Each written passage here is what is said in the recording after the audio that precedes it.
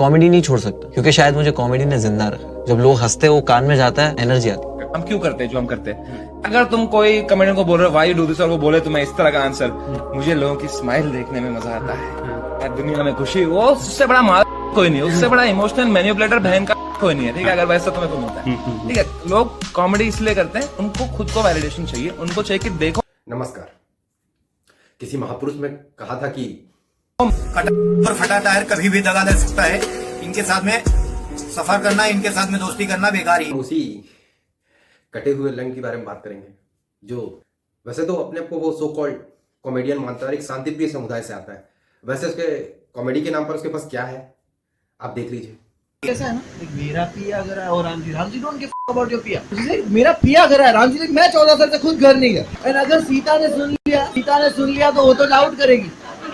If your husband is, why you are updating my husband? वो जो as है ना आपकी छोटी वाली 5, 6, 7 वाली, वो उस एज में ना आपको एक्शन मूवीज, VFX मूवीज वगैरह देखने का बहुत शौक होता है राइट? तो मैं उस वक्त एज में ये जब स्टोरीज वोरीज सुनते थे तो मुझे भी बहुत शौक था। तो मैं टीवी पे देख रहा था द बर्निंग ट्रेन। तो डैड आए एंड डैड इज लाइक ये बकवास मत देखा कर, उन्होंने चैनल बंद कर दिया। एंड आई वाज लाइक क्यों ऐसा? ही इज लाइक ये गोधरा कांड का वीडियो है। कॉमेडी के नाम पर वो हिंदुओं को, देवी देवताओं का अपमान करता है और गोधरा में जो मरे हिंदू हैं उनकी ऊपर मजाक उड़ाता है। ये उसके पास कॉमेडी का कंटेंट है। अब आप समझ सकते हैं कि वो कितना बड़ा कॉमेडियन होगा और क्या होगा। वैसे वो शांतिप्रिय समुदाय से आता है तो फिर विक्टिम कार्ड का लेकर चलना उसको आता है। तो वैसे ही उसको एक शो में पकड़कर जब रेता गया तो यहाँ ऑडियंस में से किसी को फर्क पड़ता है मुझे उसका मतलब नहीं, मुझे फर्क पड़ता है।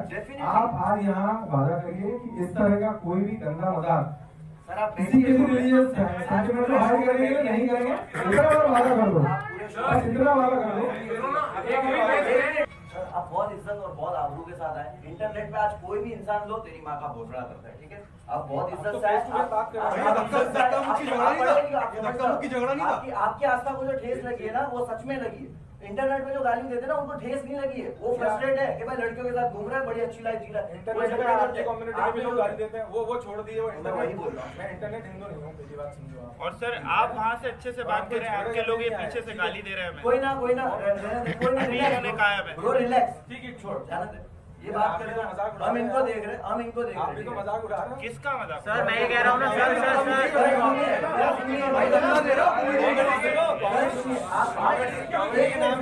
आप कुछ भी करोगे वो बर्दाश्त नहीं आप जो कर रहे हो चलेगा। उसके पास कंटेंट के नाम पर क्या है? अगर वो हिंदू देवी देवताओं का अपमान नहीं करता तो वो आज इतने बड़े स्टेज पर नहीं पहुंचता। और ये सिर्फ हिंदुओं की वजह से पहुंचा है क्योंकि हिंदू टॉलरेंट है ना, ये सारी चीजों को वो अनदेखा कर सकता है। जब उसी शो में इसको जब टारगेट किया गया तो इसको पकड़ा गया था, तब वहां एक लड़की क्या बोल रही है आप सुनिए। सर 1 मिनट सुनिए मेरी बात। हिंदू मुस्लिम भाई भाई है। बेटा हिंदू मुस्लिम भाई भाई है, समझ आ रहा है, लेकिन ये जो भाई है ना अपने लिए नहीं लड़ रहा है ताकि तुम्हारी जैसी बहन का हलाला ना हो, इसलिए वो भाई वहां जाकर बोल रहा है। हिंदू मुस्लिम भाई भाई बोलना तो आसान है, भाई भाई को कोई दिक्कत नहीं है, लेकिन जो तुम जैसी बहनों को जो हलाला करना पड़ता है उस चीज से दिक्कत है, इसलिए वहां वो बोलने गया है। तुम तो कटे हुए के ऊपर दीवाने हुए हो, लेकिन उसकी वास्तविकता क्या है आप देख नहीं सकते हो। उसके पास कंटेंट के नाम पर क्या है? वो अभी शो में गया, लॉकअप में गया था। अगर वो हिंदी देवी देवता का अपमान नहीं करता तो इतना बड़ा उसको शो नहीं मिलता बिग बॉस जैसा। तो वहां कंटेंट के नाम पर क्या कंडी रोना कर रहा है वो बता रहा है कि आप इसके मुंह से ही सुन लीजिए। टांग नकली है, मैं हॉकी का बहुत बड़ा खिलाड़ी था। एक दिन उदय भाई को मेरी किसी बात पर गुस्सा आ गया तो मेरी हॉकी स्टिक से मेरी टांग के 4 टुकड़े कर दिए, लेकिन दिल के बहुत अच्छे हैं, फौरन हॉस्पिटल लेके गए, ऑपरेशन करवाया, नई टांग लगवा दी, ये स्टिक दी, थोड़ा खर्चा दिया और बस। तू नहीं बेलौड़े, तू हर जगह पहुंच जाता है। तू बता। 2007 जनवरी, बहुत ठंड होती है हमारे गाँव में, तो मुझे याद है सुबह कुछ 7 बजे का वक्त था। मेरी दादी ने मुझे उठाया और मुझे बोला कि जल्दी उठ और तेरी मम्मी को कुछ हो गया, उसको हॉस्पिटल लेके गए।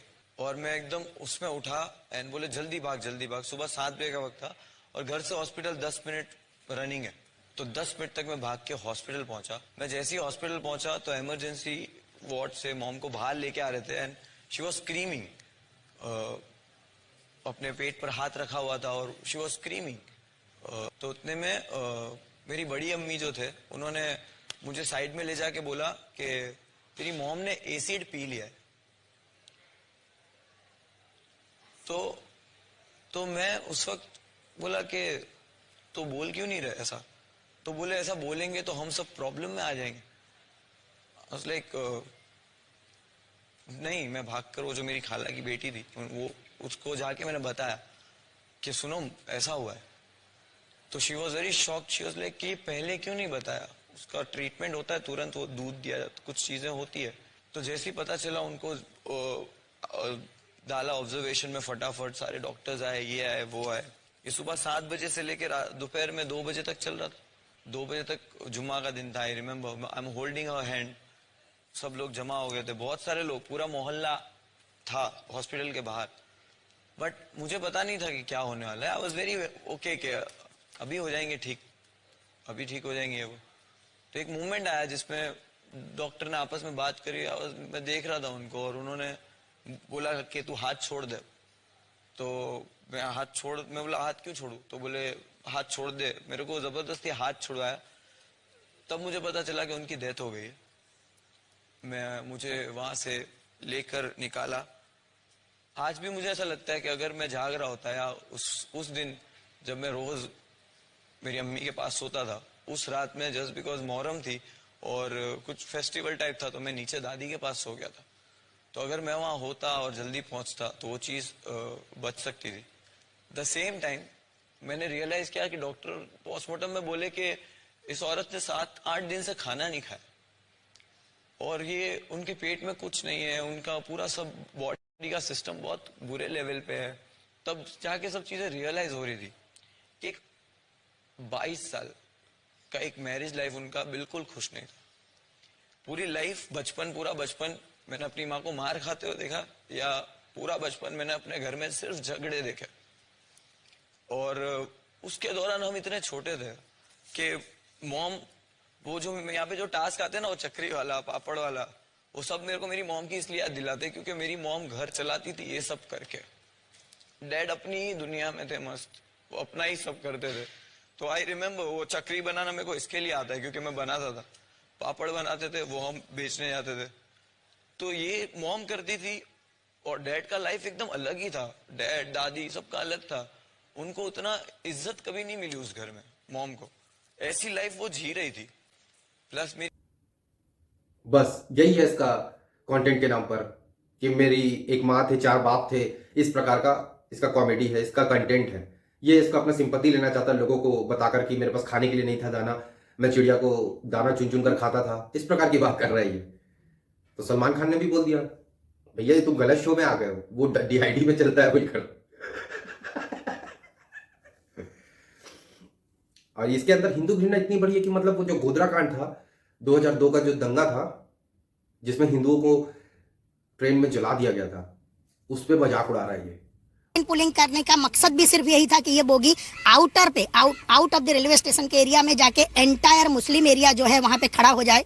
अगल बगल की मस्जिदों से जो कॉल किए गए, रिकॉर्ड की बात है, इस्लाम खतरे में है वगैरह सेंटेंस बोले गए और मुस्लिम जो लोग थे 2-5 हजार की संख्या में, अनगिनत संख्या में आए। उन्होंने फिर से स्टोन थ्रोइंग शुरू किया। उनके पास जो पेट्रोलियम एक्सेट्रा जो इकट्ठा किया हुआ था रात को अमन गेस्ट हाउस में स्टोर किया गया था 140 लीटर के अंदाज से पेट्रोल, वो पेट्रोल और कपड़े और वो सब जला के इस बोगी में यहाँ से डाले गए। उस साइड से, ये ऑफ साइड है, ऑन साइड से वहां से डाले गए। जान बचाने के लिए जो यात्री थे उन यात्रियों ने, आप देख सकते हैं वैसे सलिए अपनी हाथ ताकत से, अपनी हिम्मत से ये सलिया तोड़ के यहाँ से जंप कर करके जितने लोग बच पाए उनकी किस्मत अच्छी थी। जिनकी किस्मत अच्छी नहीं थी वो उन बंदों की वजह से, उन लोगों के गुनाहित कृत्यों की वजह से उनकी हत्याएं हुई और मारे गए। ये गेट कोर्ट में क्या माना है, कोर्ट ने क्या कहा है इसको लेकर? कोर्ट में जो स्टेटमेंट्स ऑफ द विटनेसेस जो साक्ष्य है उन लोगों ने अपनी जो सही बात बताई है और कोर्ट ने भी उस बात को सही माना है। और जो प्रूव हो चुका है कि ये जो 4 दरवाजे थे इस बोगी के पर्टिकुलरली, इसके अलावा S5 के जो 4 दरवाजा थे, परंतु पर्टिकुलरली इस S6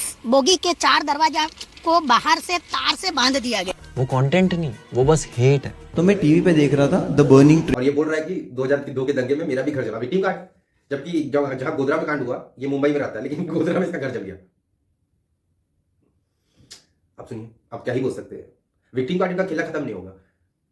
इसकी जब इसकी माँ खत्म हो गई है, ये अभी शो में बता रहा है कि मेरी माँ, मैं 11 साल का था तब खत्म हुआ, जब राम भगवान के ऊपर अभद्र टिप्पणी किया था कॉमेडी के नाम पर, तो जब इसको बोला गया तो बोलता है मेरी माँ को, मेरी बहन को रेप के थ्रेट आ रहे थे। अब ऊपर कौन रेप का थ्रेट दे रहा है ये हम नहीं जानते भैया, ऊपर भी किसी का लिंक होगा वो नहीं जान सकते। और ये माफी भी नहीं मांगा, क्यों मांगेगा? जब अंदर ही ये हिंदू घृणा भरी है तो ये माफी क्यों मांगेगा? नहीं मांगेगा। मैंने सॉरी नहीं कहा, उसका रीजन ये है कि मैंने इंटेंशन ही नहीं है गलती करूं और मैंने किया ही। तो भाई ने माफी भी नहीं मांगी, क्लेरिफिकेशन भी नहीं दिया, क्योंकि ये तो मुजाहिद है, ये तो जिहाद की राह पर निकल पड़ा है, ये बम बांध कर तो फट नहीं सकता, तो इस चीजों से लोगों को, हिंदुओं के देवी देवताओं को अभद्र भाषा गाली देता है और वहां से ये लड़कियों लोगों को टारगेट करता है। लड़कियों लोगों को आज के डेट में सिर्फ थोड़ा सा फेम वाला लड़का चाहिए और कुछ नहीं चाहिए, थोड़ा सा फेम वाला लड़का। ये अपनी शो में लोगों को, लड़कियों को टेक्स्ट करके बुलाता है और अपने मीठे मीठे बातों में फंसा लेता है।